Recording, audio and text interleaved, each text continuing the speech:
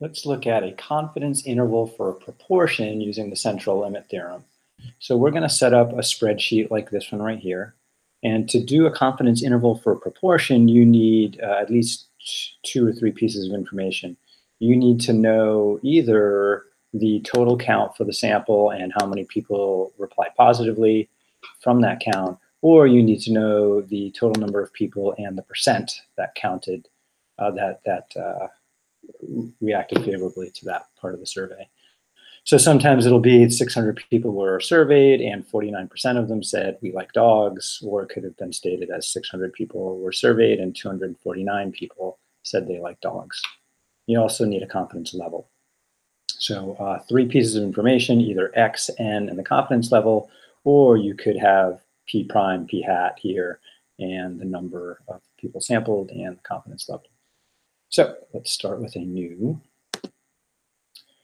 file. So I need to label % of people who like dogs. And then I need to know here, what is the count? That's what we call X. What's the total? That's N. And I need a confidence level. So I need those 3. Just format this a little different. Scoot those over. All right, so I was given that 600 people were surveyed. 294 of them said they like dogs, and the confidence level was 95%.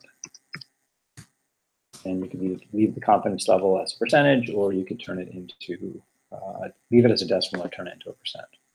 We don't need any extras. So I just want to draw a picture of what's happening and then proceed with the calculation. So the picture helps keep me on the right track. So anytime we do inferential statistics, we're going to draw a little normal sketch.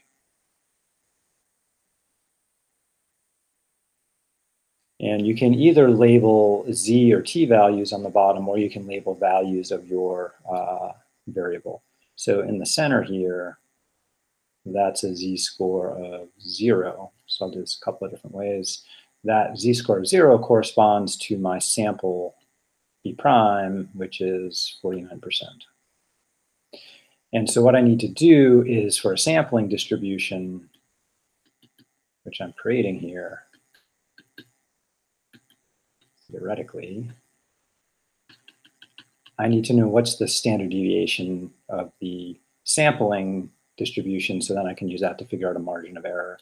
And for a sampling distribution, that is standard deviation of a sampling distribution. Oops, wrong symbol. Portion is approximately equal to the equal sign, the standard deviation of the population divided by the square root of the sample size. Now, some strange jiggery-pokery happens in here, and it turns out if it's a proportion, then your sigma is going to be, or this whole thing simplifies down to the square root of your sample proportion times the inverse proportion divided by n, all inside the square root. So if P prime is 0.49, Q prime or Q hat is always 1 minus P prime. It should be 1 minus 0.49, should be 0.51. So I'm just going to plug this into a spreadsheet. Other thing I have to consider is I need to find the right cutoff values here and here, so that in the middle here I have 95%.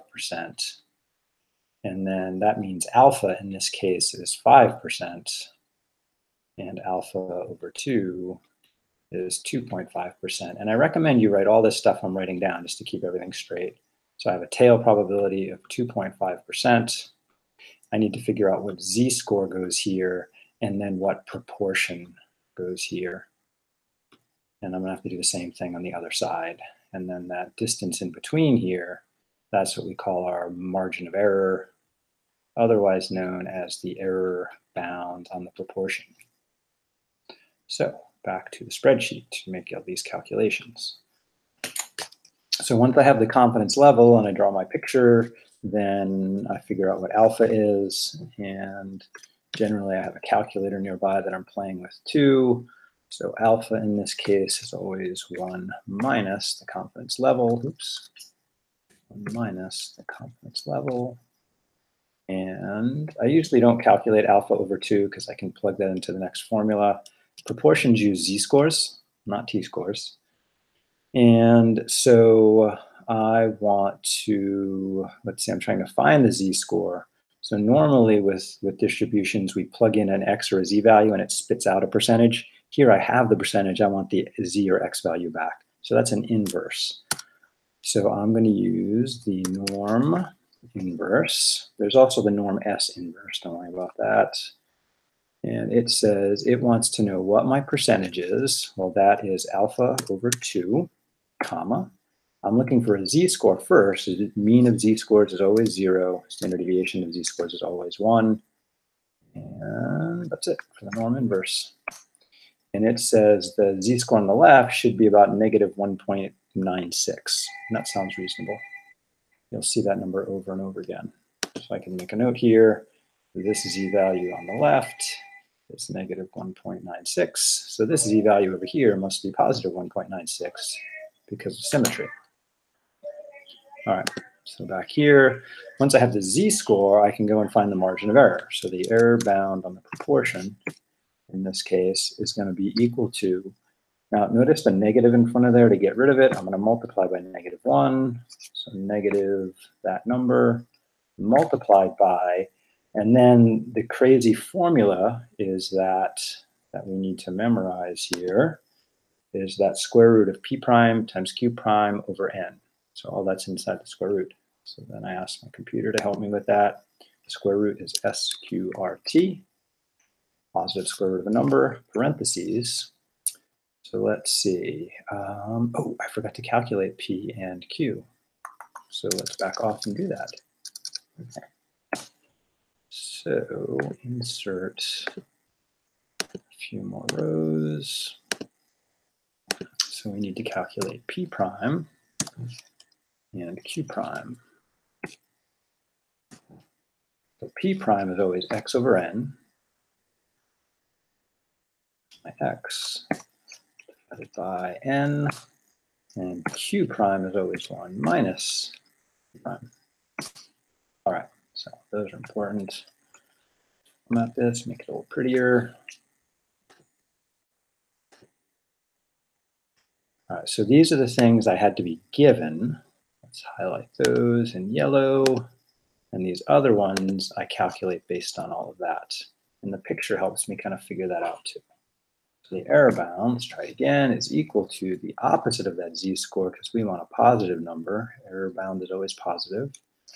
Times the sqrt of p prime, or p hat, whatever you like to call it, times q prime divided by n, right there, close parentheses, enter.